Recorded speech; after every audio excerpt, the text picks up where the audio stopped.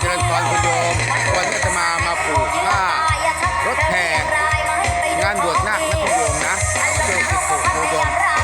บอกว่าลุงอาอยากได้รถไถนะปลูกนะจัดไปคุณโยมจะเตรียม2 คันนะคุณโยมนะเอารถไถแห่แบกแก้วนี้เหมือนกันนี่นะนี่คันแรกนะคุณโยมนี่รถก็น่าคันนี้นะคุณโยมเรียกภาษาที่แล้วนะอีกคันหนึ่งเป็นรถนางรำคุณโยมอาจารย์ก็จัดให้เหมือนกันนี่คุณโยมรถนางรำนะคุณโยมนะนี่ทางนี้พอดีหน้าเขาเกิดวันเสาร์คุณโยมก็เลยเอาขาวม่วงใส่ให้ผ้าก็ไม่มีคุณโยมเอาไปปลูกงานที่ศาลาวัดหมดแล้วก็เหลือแต่เศษมันก็เลยจัดกันคุณโยมเอาตามจัดไปก่อนเป็นลักษณะนี้นะลูกศิษย์ลูกหาก็ช่วยกันคุณโยมนะสุดท้ายญาติโยมขอสุขความเจริญเด้อป่าได้ขอสมบัติคุณโยมเขาดูได้อยู่หรอกเนาะเจริญพรทำแล้วจะขอตัวกลับวัดก่อนแล้วเขาเนี่ย